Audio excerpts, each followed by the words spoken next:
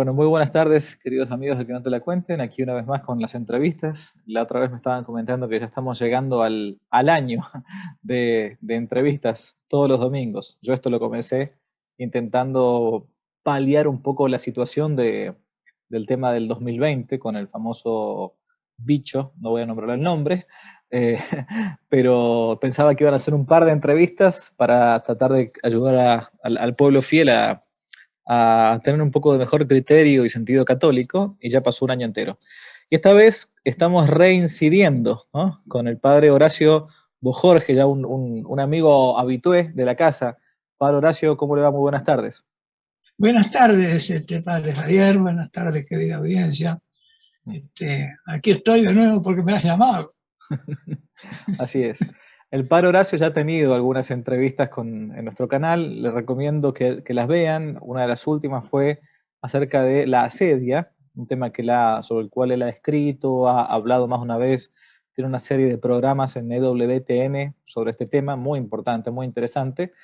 Y esta vez yo convoqué al padre Horacio, que es biblista, es uruguayo, tiene apenas 87 abriles, ¿no? Es un gran precursor en las cosas de Internet. Comenzó con sus blogs hace ya muchos años. El blog del buen amor, Toma y lee, son textos que él va colocando en Internet. Que bueno, cualquiera que en Google coloque el padre Horacio Bojorge se va a encontrar con esos sitios muy, pero muy, muy ricos. La especialidad del padre Horacio ha sido la Biblia y la espiritualidad, ¿no? Y entonces, bueno, de hecho es a quien yo acudo como consejero espiritual, así que tiene el estómago para aguantarme más de una vez, ¿no? Pobre el padre Horacio. ¿Por qué lo consulto esta vez yo? Porque, padre, usted ha escrito, entre otras cosas, acerca de algunos libros de un sacerdote alemán que a veces uno se encuentra en las librerías católicas, ¿no? Es un monje, lo pueden ver con una barba, ¿no? Parece una especie de druida. eh, y me refiero al monje y sacerdote benedictino Ansel Grum, ¿no? Y por eso Anselmo quería... Verde, Sí.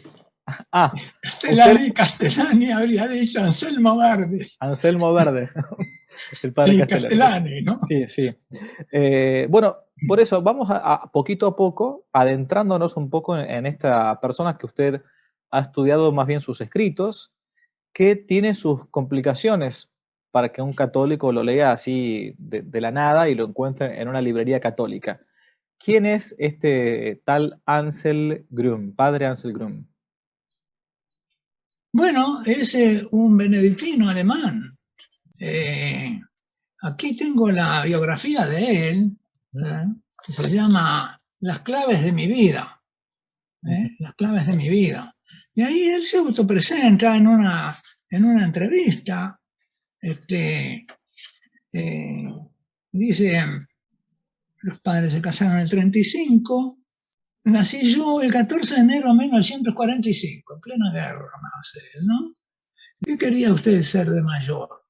Yo no sabía exactamente que era un monje y le pregunté espontáneamente a su padre, ¿cuánto gana un párroco? Como lo que me dijo mi padre me pareció poco, repuse que prefería ser monje. Usted dice que su padre leía mucho en la biblioteca. Sí, yo empecé a leer los libros de Karl May y él leía, y también Vidas de Santos, pero no era un fanático de la lectura. ¿Cuál es el santo de su especial devoción? Anselmo, mi patrono, por su programa es Fides Querens Intellectum. Lo cual, yo no sé si su intelecto está nutrido de la fe. O conociéndola, prefiere esa adaptación, otra interpretación paralela que es la psicología, la psicológica, ¿no? Como un fenómeno puramente humano. Es también hilo conductor de mi teología. Lo fascinaba San Cristóbal y San Jorge, dos hombres que no conocían el miedo y asumieron personalmente la responsabilidad de sus vidas. Y esto es el que lo propone para la gente, ¿no? Sí. Es decir, que no resalta de los monjes unión con Dios, ¿no? no las virtudes teologales. Le preguntan también, usted habla de que su infancia en una familia muy religiosa, y él ahí narra así, dice que por eso es importante que la iglesia transmita experiencias de familia, eran muy religiosas, y sus experiencias religiosas que despierten en los jóvenes un sentimiento luminoso. No las virtudes teologales tampoco, ¿no? Los jóvenes son sensibles a lo secreto y luminoso, pero lo que se les transmite tiene que ser auténtico. Hoy el problema consiste en que apenas si hay párrocos en las parroquias, etc. ¿Cómo fueron los contactos que su tío le señaló el camino para ingresar en los benedictinos? Él tenía un tío benedictino, y los contactos, dice, su origen en el hecho de que entonces no estaba permitido pensar por nuestra cuenta. Y no teníamos que limitarnos, porque él después, los profesores eran muy estrictos en el monasterio, pero yo no tuve problemas con ellos. Aprendí a aprovechar el tiempo y estudiar con eficacia. Los 4 últimos años lo pasé en el internado de los benedictinos de Würzburg, pero fui al instituto estatal. Allí, en contacto con otros alumnos, se consolidó en mí la decisión de hacerme benedictino. Y los contactos que tuvo, dice, para pensar, para mí fue muy fructífico ese derecho a pensar por mí mismo y también a poner en entredicho algunas ideas hasta entonces eran tabú. ¿Tuvo alguna asignatura preferida en el instituto? Sí, es decir, la relación de la teología con las ciencias naturales. ¿Se interesaba por la psicología? Entonces la psicología, responde, no era muy importante para mí. Mi ambición como futuro teólogo era conocer los ámbitos de este mundo. ¿Qué persona o qué libro atrajo entonces su atención? Me atrajo sobre todo el profesor de religión Karl Heinrich. Él nos explicó la doctrina del concilio sobre el mundo moderno. Se trataba del debate entre la antigua teología sometida a la escolástica, Claro, ahí está el y punto. provista de un sistema claro. Pero un alemán tiene que ser un poco complicado, si no, no tiene mérito. La nueva teología.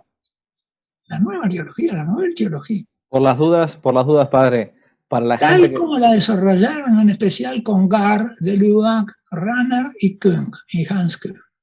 De pronto desaparecieron las respuestas claras.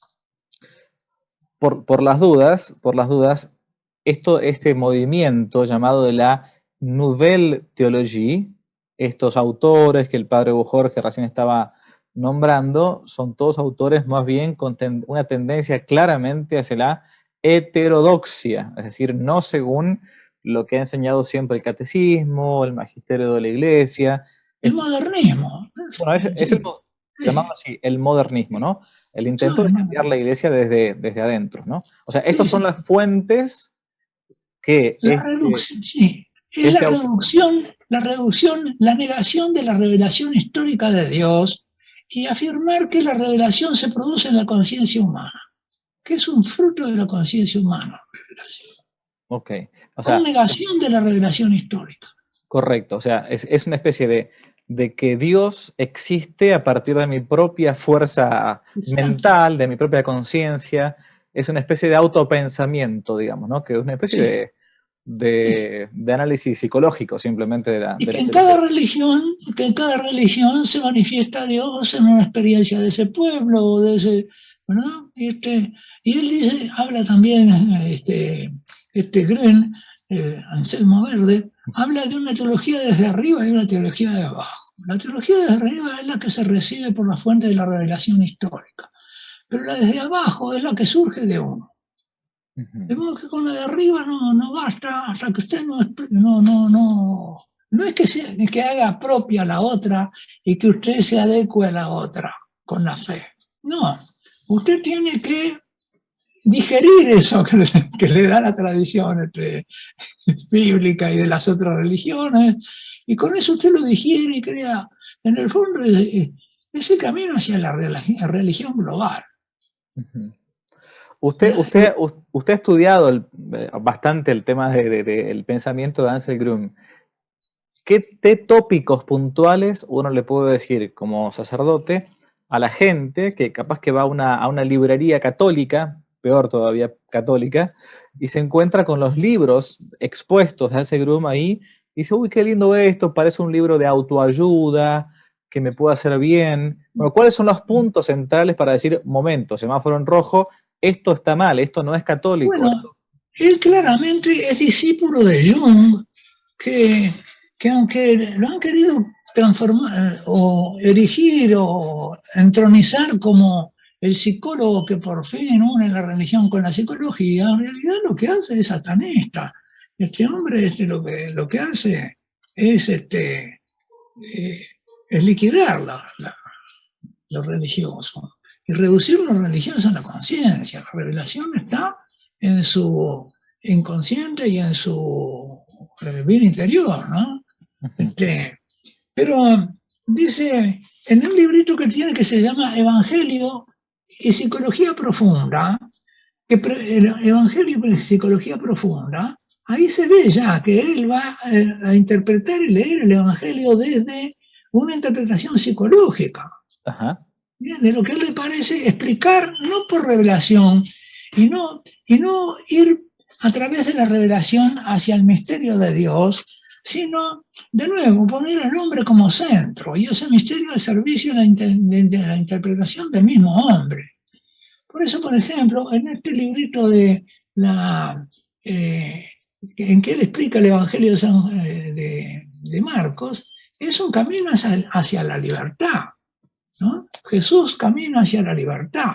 ¿Pero qué libertad? ¿Es la libertad del hombre que se libera de Dios? ¿O es la libertad que Jesús viene a traer, que el que cree en mí, ¿verdad? Y que la verdad os hará libres. Pero la verdad de Cristo es la enseñanza del Padre. Es la verdad que se opone a la lectura de la Escritura por los intérpretes y a que prevalezcan los intérpretes sobre la Escritura, como le reprocha la sinagoga, ¿no? Vuestros maestros anulan la ley con sus explicaciones. Y acá vuelve a suceder lo mismo. Mire, la cosa no es nueva, es lo mismo.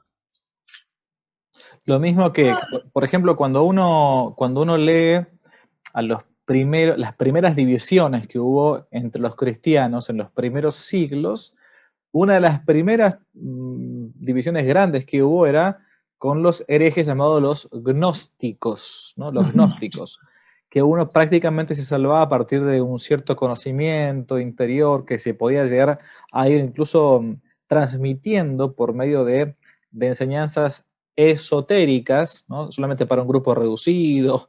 Bueno, y en el siglo XX también hemos tenido, por ejemplo, a Karl Rahner, un teólogo de avanzada, jesuita, también, bueno, que planteaba esto hace la teología a partir de la ideología alemana, exacto, racionalista hegeliana, ¿no? Entonces se digiere el mensaje sagrado y se lo reduce a una explicación humana. Es de nuevo, es una especie de Talmud cristiano. Usted antes de que comenzáramos a hacer la entrevista, me ponía algunos ejemplos. ¿Podemos poner algunos ejemplos para ver cómo Ansel Grum intenta psicologizar de modo absoluto la fe y plantearlo todo? Mire, le voy a leer un poquito lo que dice él de la hija, de la resurrección de la hija de Jairo. Vamos a ponerle ese, a ver si lo encuentro acá, ya lo tenía marcadito. La curación del joven endemoniado. Bueno, este también sirve, mire. A ver. Jesús cura aquí a un joven que padece ataques. A primera vista, el joven poseso tiene los síntomas típicos de un epiléptico. Pero si nosotros entendemos la historia solo como la curación de un joven epiléptico, y el endemoniado quedó por el camino, entonces tiene poco que decirnos. Más interesante es la descripción que Marcos nos da del enfermo como una imagen que sirve para nuestro estado interior. De nuevo, no es lo que me dice acerca de Dios, sino lo que yo puedo entender acerca de mí mismo, leyéndome a mí mismo ahí. Es la libre interpretación protestante. Esto se llama en teología y en hermenéutica, en la ciencia de la interpretación de la escritura, esto se llama una interpretación aplicada, son aplicaciones, se aplica, no son explicaciones sino aplicaciones, se aplica a otra cosa, se desinteresa del verdadero sentido literal que Dios quiso darle y le dio, y que la Iglesia siempre ha enseñado para llevarnos al misterio divino a través de Cristo el Padre, sino que este es una aplicación psicologista, y una explicación psicologista. Y continúa diciendo, una imagen que sirve para nuestro estado interior y nuestra liberación. Y si vemos la curación del joven como la curación de la relación entre el padre y el hijo. Acá el problema es la relación padre e hijo. Y esto es una solución. Lo mismo va a pasar con la hija de Jairo.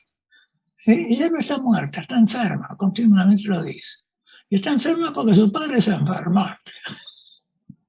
O sea, falta que diga que es una lucha de matriarcado contra patriarcado. Y entonces esta beta de la liquidación del padre freudiana, padre, ya no es ni siquiera Jung. Por más que Jung se peleó con su padre. Claro.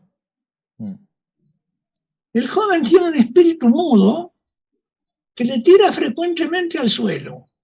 Entonces le sale espuma de la boca y le rechinan los dientes. Nosotros decimos que echa espuma de rabia. Evidentemente, es un hombre joven que tiene una rabia muy fuerte en sí mismo, pero no puede mostrarla adecuadamente hacia el exterior. No puede hablar de ella.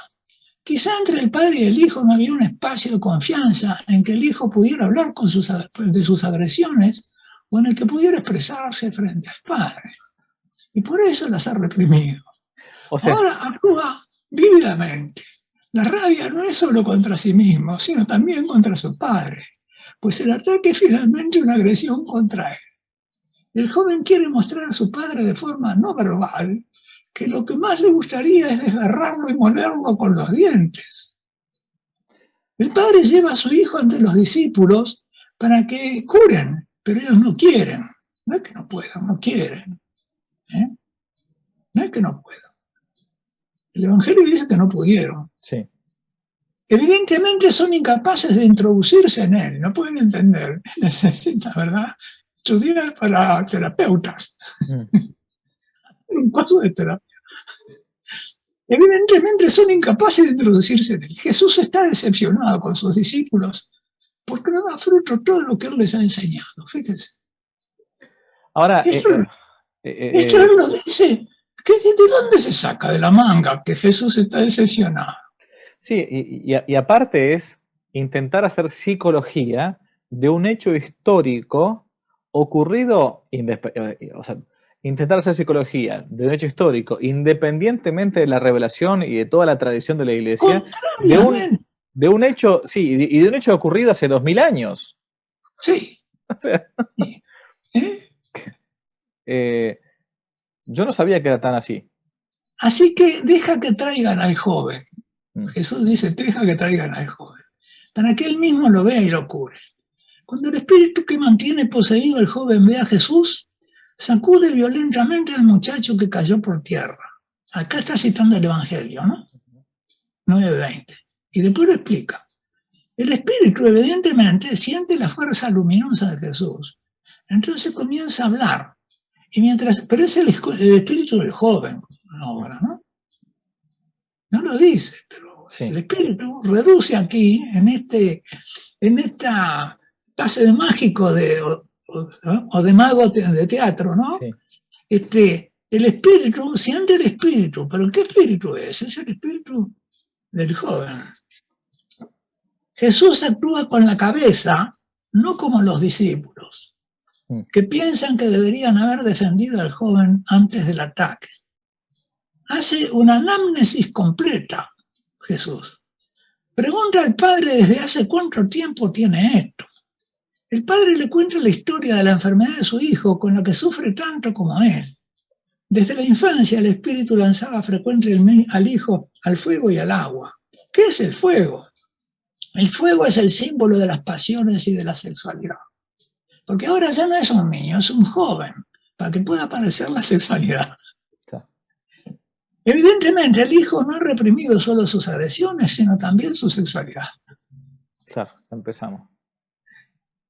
La represión freudiana. Y es por esto por lo que se ha convertido para sí mismo en un demonio. Él es el demonio de sí mismo. No hay demonio afuera. Es lo que dice Jung de los fenómenos autónomos de conciencia. No dice que es algo externo a mi conciencia, que aparece en mi mente, y que los padres del desierto dicen que es el pensamiento intruso, o el Espíritu Santo también. ¿Eh? No hay nada de espíritu ajeno al mío. Y dice, se ha convertido para sí mismo en un demonio, que se maltrata y se comporta violentamente. No es el demonio que le hace eso con él. No hay una posesión. El agua es el símbolo del inconsciente. El fuego, el agua. Acá el agua es el símbolo del inconsciente. Como el hijo no podía hablar ni sobre sus agresiones, ni sobre su sexualidad, su inconsciente está inundado por impulsos agresivos y sexuales. No puede experimentar el inconsciente sino como fuente de renovación vital, pero, sino como inundación, como un agua en la que amenaza hundirse, un tsunami. Bueno, a ver, esto es entonces, por las dudas, para que la gente nos vaya siguiendo. Estamos hablando de Ansel Grum, este teólogo, monje alemán benedictino, que el que no lo conocía es súper taquillero, se vende en muchas librerías católicas, reitero, católicas, y mucha gente lo compra y está consumiendo. En Argentina, madre, lo invitaban para que hablara en Córdoba. Bien. Radio María lo invitaba para Córdoba. Ahora, a ver, vamos a ver si ubicamos el problema. El problema no es Ansel Grum, el problema es que un tipo como Ansel Grum tenga hoy por hoy cabida en lugares católicos, porque herejes o locos ha habido siempre, ¿no? San Pablo va a decir, oportet esse herese, o sea, hereses. Es casi como necesario que haya herejes para que se pueda distinguir la paja del trigo. El problema es que hagamos que este hombre se parezca una especie de padre de iglesia. Es un benedictino, padre, un benedictino y porque pertenece a una orden que tiene superiores. Y que deben ser teólogos y examinar estas obras y darle el permiso para publicar. ¿Cómo es que no le eliminan esto? ¿Cómo es que le permiten interpretar así el Evangelio en esta forma reductiva, modernista?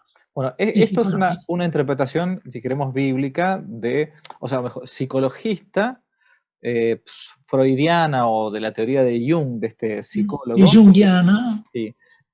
Pero también tiene muchas cosas respecto de casi como análogo el cristianismo o el catolicismo a la New Age, a las doctrinas casi orientales, porque de hecho muchas veces él mismo se presenta como si fuera una especie de gurú budista o hinduista.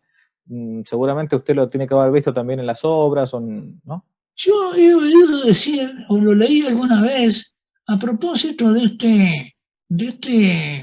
liberalismo alemán bíblico, de este famoso, bueno, a mí los nombres, usted y mis oyentes me van a tener que perdonar, pero cuando quiero, ya mis 87 parece que ahí se han cambiado varias cosas. Y es que escribe la vida, las leyes, y es un Leben, ¿no? Es la vida de Jesús, que también hace una reducción total. Y es en 1840,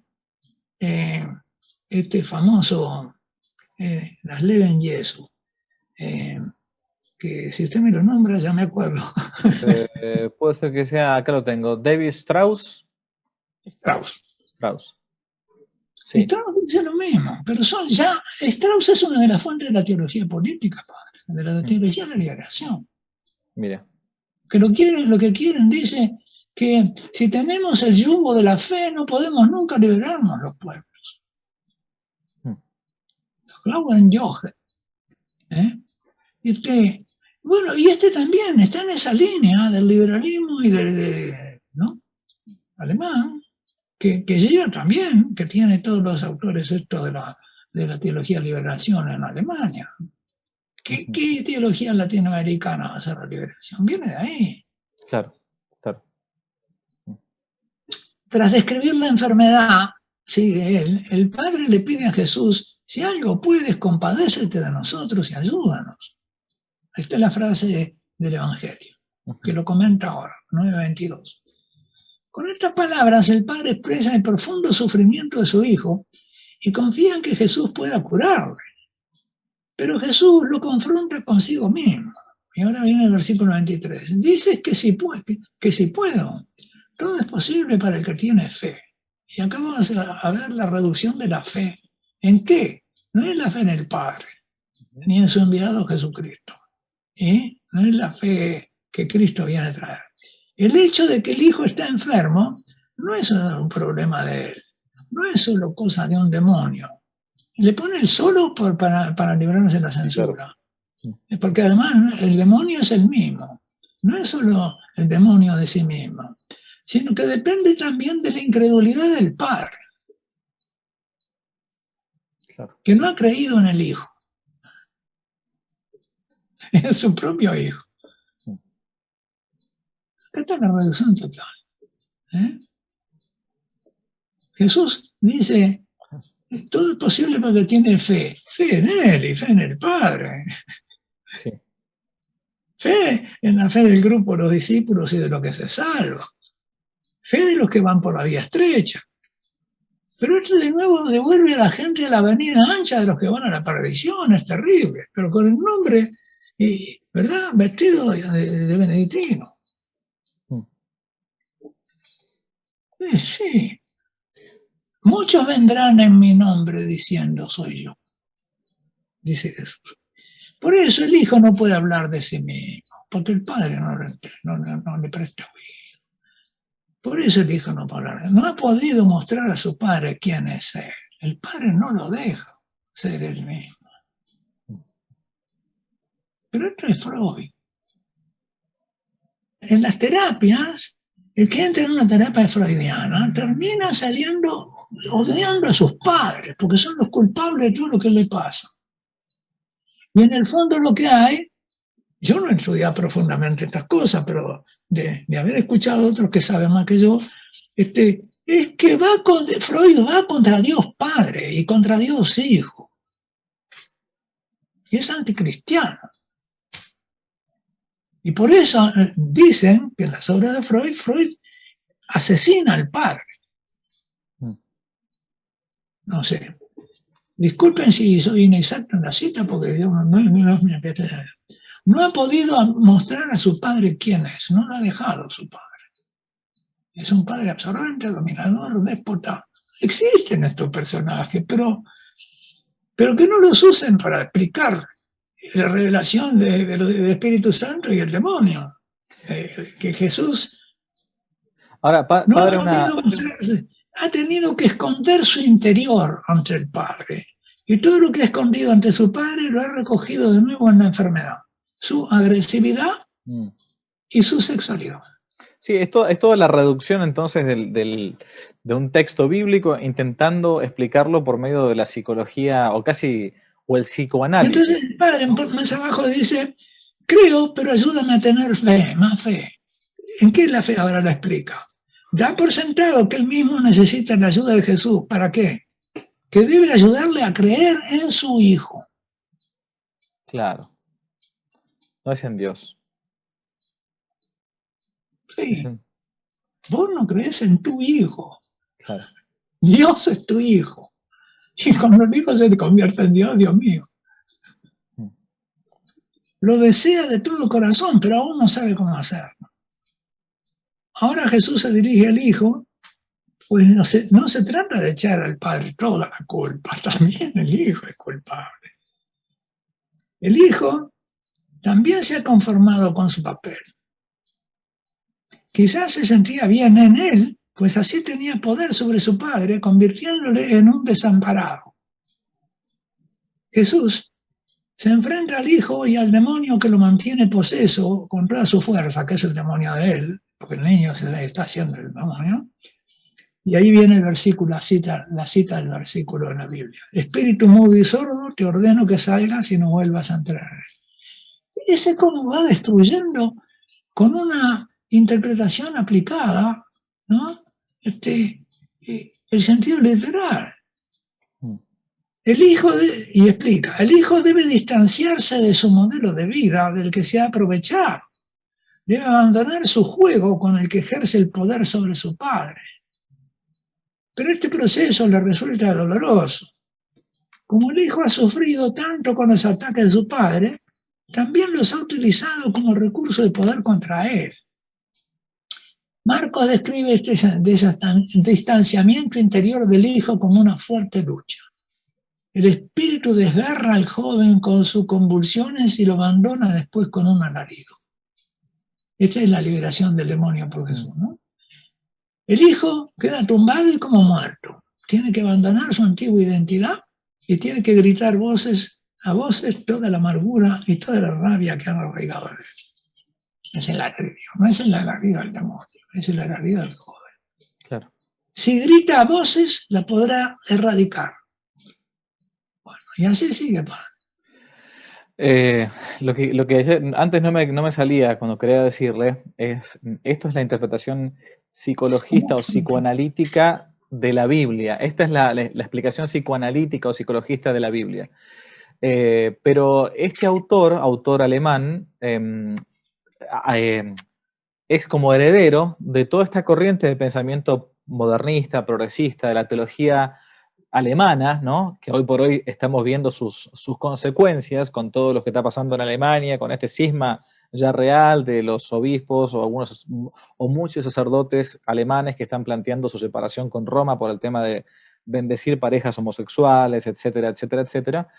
Que en el fondo hay una palabra que me interesa dejar acá, o un par de palabras que me interesa dejar recalcadas. Este autor, del que hablábamos antes, Karl Rahner, planteaba que de algún modo todo el mundo es cristiano. Hablaba del famoso cristianismo anónimo. Por lo tanto, de algún modo todos somos cristianos, y peor todavía, todos somos de algún modo Cristo, porque Cristo es quien tomó conciencia, ahí está la palabra de estos psicologistas, tomó conciencia de su divinidad. Lo que nos falta a nosotros es que todavía no tomamos conciencia de que somos Dios. Exactamente. Ese es el problema. Uno de estos teólogos te va a decir, sí, Cristo es Dios, pero usted también puede ser Dios. Basta con que uno tome conciencia de su propia divinidad. Exactamente. Es tremendo, porque al final de cuentas, si uno se da cuenta, la salvación en ese sentido ni siquiera es necesaria, ya estamos salvados. Todos somos cristianos anónimamente, aunque no lo sepamos, para estos personajes, un budista, un musulmán. ¿Y esto qué es lo que rompe? Entre otras cosas, aparte de romper el magisterio, rompe también la misión, misionar, ir a tratar de evangelizar. ¿Para qué voy a evangelizar si todos están salvados? Si todos son en Dios. No tiene sentido. Padre, y la misión es para integrar a todos a un nosotros que está abierto y que llama a todos. Y lo que hace la interpretación de Rahner es liquidar el nosotros. Y ese cristianismo anónimo, que quiere decir que uno puede ser amigo del que no conoce. Eso es algo demencial. Siendo así que la fe católica está precisamente en el vínculo y en la integración a un nosotros de bien humano, borran el nosotros. Y todo el mundo sin vincularse con Dios ni entre sí, ¿qué es eso? Y eso era todavía para decir, bueno, los marxistas también son, ¿ves?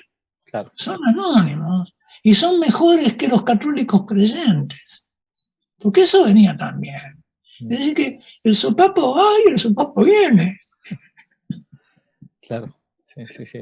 Por eso es que Dios se va a encontrar en todos lados, en todas las religiones, que no importa las acciones que uno haga, basta con que uno tome conciencia de sí mismo, de que sea libre, que se exprese como quiera. Fíjese todas las consecuencias que uno va sacando, no importan los 10 mandamientos. Eso es algo vetusto, anticuado, pasado de moda para los judíos que estaban escapando. Reprimir la sexualidad. Correcto, correcto. Sí, sí. Yo podría contar muchas anécdotas acá pero por una cuestión de ¿Por qué? ¿Por qué? Por el padre no lo dejaba ir al burdel. Claro. Ahora, padre, la pregunta es, reitero lo de antes, siempre hubo este tipo de personajes. La pregunta es, ¿cómo puede ser que los tengamos ahora en universidades, al menos aparentemente católicas, en librerías católicas? ¿Cómo puede ser que estos personajes sean como una especie de libro de autoayuda para el católico normal? Y se los deje pasar así nomás, como si nada. ¿A qué se debe que hayamos llegado a este estado de cosas? Bueno, ¿por qué? Porque el pensamiento no es de Ansel Green, el pensamiento, él es una voz que repite lo que dice su maestro Dreverman, que fue un sacerdote de Paderborn, que por afirmar que el sentido literal católico tradicional era falso y que había que adoptar y sustituirlo, era el reemplazo por la interpretación psicologista, el obispo de ese tiempo, que después fue cardenal, lo sacó primero de la cátedra y después lo sacó del sacerdocio. Era un obispo que a Dreverman lo sacó así. Pero él no tiene empacho en decir que él aprendió eso de Dreverman y de que son sus maestros en 1980, después que lo han sacado de la cátedra. Él dice que él es discípulo. Dice, la interpretación de textos históricos ha sido siempre un problema que ha centrado el interés de muchos hombres. De los filósofos griegos, en contacto, etcétera, etcétera, etcétera, etcétera. Y a ver un poquito si no está la cita en la web. Acá está. Mucho tiempo me he resistido a escribir un breve comentario bíblico siguiendo el método de la psicología profunda. La obra que podría reducirse a repetir lo que ya han desarrollado en detalle antes de mí doctores como Dreverman, Sanford, que creo que después aparece como Stanford, María Cassel y otros. Pero ahora Jung, por ahora resulta que he tenido que ceder a los ruegos de los asistentes a mis cursos y he escrito lo que antes no había querido escribir. Dos razones me han movido a ello. Por una parte, no todos están capacitados para leer a Dreverman y captar todo el rico contenido de sus libros. Está recomendando a alguien que lo sacaron del sacerdocio, de la enseñanza del sacerdocio antes de esto. Muchos buscan ayuda hasta para comprender la materialidad del texto de sus escritos. Por otra parte, falta en los libros de Dreverman una exégesis psicológico profunda enmarcada dentro del conjunto de la tradición. Esto es lo que hace. El error de él fue apartarse de la tradición. Él quiere seguir incrustado en la tradición como un parásito que vive de la tradición, pero destruye al huésped. Tal como existió desde la primitiva iglesia. Y ahora viene, los padres de la iglesia ya se enfrentaron con problemas al querer conjuntar dentro de una misma exégesis los textos del Antiguo y del Nuevo Testamento.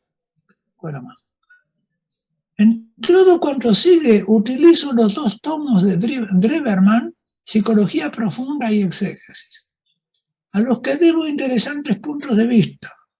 Y un libro de Sanford, discípulo de Jung, es un sacerdote metodista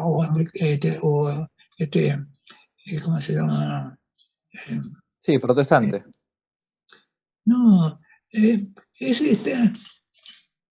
episcopaliano, episcopalista. Stanford o Sanford, que tiene un famoso comentario del Evangelio de San Juan en clave psicologista. Discípulo de Jung, en el que el autor hizo hace ya 20 años una exégesis bíblica desde el punto de vista de la psicología profunda. Me sirvo además de mis propios cursos de psicología profunda y de cursos especiales para jóvenes con los que hemos ensayado una meditación de las imágenes bíblicas. Medítalo, a ver qué te dice a vos, ¿no? Esto es luteranismo. Esos jóvenes se lanzaron a veces a hacer una interpretación de los textos bíblicos de manera lúdica. De sus alumnos, ¿no? Sí. De su interpretación he llegado a la conclusión de que entienden bien el lenguaje de los simbolismos e imágenes bíblicas. qué bien que se les ocurren interpretaciones a estos chicos, ¿no? ¿Para qué querés estudiar el sentido literal? Si vos podés sacar otro sentido. Claro.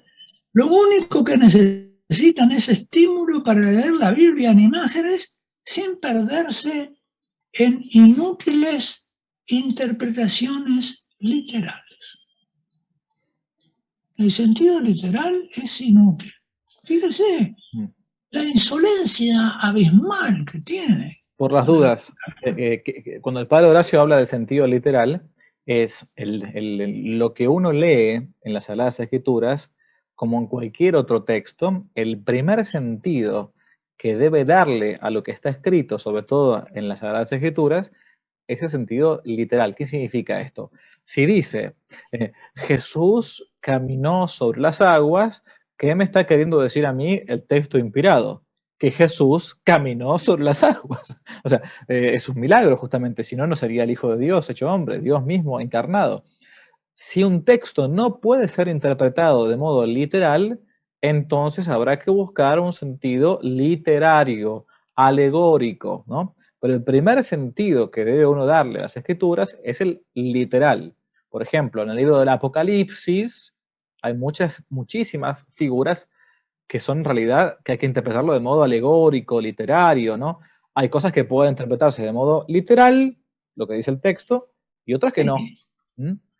Pero estos personajes desprecian lo que siempre ha enseñado la Iglesia, que es tratar de interpretar la Biblia en su primer sentido, que es el sentido literal, ¿no? Y lo desprecian. La deidad dice que es el sentido que Dios quiso decir y dijo, y que el autor sagrado, el agiógrafo, también intentó decir y dijo, es decir, que él repite lo que el Señor, por el carisma de la inspiración, le hizo escribir y decir, porque era lo que Dios... Entonces, los intérpretes esos, la Biblia es un libro de la Iglesia, y por eso la fuente de la tradición son tradición primero y escritura después, porque la escritura esa está dentro de una tradición y nos ha sido entregada por la tradición. Es parte de la entrega de la tradición, que nos entregó el libro con su interpretación. Correcto. Y lo que dice Lutero y los protestantes es que no, que cada uno lo interpreta. ¿A vos qué te dice? Y mire que los círculos bíblicos católicos de hoy están en eso. ¿A vos qué te dice el texto? Y entonces hay un maestrito que sin saber el sentido literal se rodea de discípulos a los cuales, ¿verdad?, les transmite estas cosas. Entonces con esto yo también hago un círculo bíblico. Y les enseño que este es un bárbaro. Ahora entendemos. Los padres de la iglesia, 2000 años de la iglesia. Inútiles interpretaciones literales. Ahí está, eso. Y ahora lo que se propone, en todo lo que sigue, me propongo no limitarme a una pura exégesis desde la psicología profunda, sino abrir nuevos caminos para leer. Fíjese que para él la psicología profunda es una etapa. No quiere limitarse, quiere más allá. Nuevos caminos para leer e interpretar la Biblia a través de imágenes y transmitir la exégesis bíblica común en el monacato ya desde el siglo IV. Esto lo atribuye al monacato del siglo IV, en imágenes. El objetivo final de estas exposiciones en imágenes es siempre el encuentro con Dios, la transformación por Jesucristo en mi propia existencia y la apertura a la acción curativa y santificadora del Espíritu de Dios que quiere transformarme en la palabra y por la palabra. El buen fin no justifica los medios, digo yo, comento acerca de esto. Claro. Bueno, es una aproximación entonces al pensamiento de este personaje. Me parece que la gente que a veces busca buenos libros en las librerías católicas tiene que estar muy, al menos avisada sobre estos libros de este autor, Ansel Grum, que aunque se presente como sacerdote católico, sea monje benedictino y todo, de católico, a menos en sus enseñanzas, tiene bastante poco. Y lamentablemente no es muy reprochado. Yo esto lo escribí en el blog de Toma y Lee, que es el blog bíblico, en el año 2009, hace 10 años, Sí. más, 12 años. Ya él estaba en la cúspide. Me acuerdo que me encontré con un sacerdote, director de la Radio María, lo quise alertar vanamente contra esto, porque lo limitó y estaba convencido de esto. No me acuerdo del nombre de este sacerdote, lo aprecio mucho, pero bueno, no, nadie es nadie está libre de ser engañado. Claro, claro. Así es, padre. Bueno, le agradezco mucho el tiempo y como siempre, la sabiduría, la sencillez para exponernos estos temas. A mí me interesaba sobre todo esto, presentarlo al menos una vez, así en lengua hispana, para que sepan que por más que uno se presente con su hábito de... Padre, acá hay una omisión de parte de la censura eclesiástica. A mí me extraña que ni siquiera la Sagrada Congregación, la Congregación de la Doctrina, que ya me parece que no es más sagrada, que ni siquiera la Congregación de la Doctrina actuó como en el caso de Reverman. Y él se declara en sus libros claramente discípulo de él, 20 o 10 años después que lo condenaron, y sigue repitiendo lo mismo. ¿Cómo es que la Congregación de la Doctrina, que se pronunció felizmente sobre otros autores, como el jesuita indio, ¿verdad?, que hicieron notas y cosas, no, ha estado omisa porque la iglesia estaba ya infiltrada. Y porque había intereses muy fuertes, seguramente. Sí, sí, tal cual. Bueno, padre, muchas gracias por el tiempo. Le pido si nos puede dar su bendición. Padre, gracias por la invitación que tiene. Gracias a los hermanos por escuchar y pidamos que esto los vacunen, padre. Correcto. Denos su bendición, por favor. Bueno, en el nombre del Padre, y del Hijo y del Espíritu Santo, nos ponemos en tu presencia, Padre, te agradecemos por venir a tu Hijo, que nos es el camino que nos lleva hacia ti. Te damos gracias por tu Espíritu Santo que nos hizo hijos en el bautismo y que nos permitió vivir nuestra vida como hijos tuyos.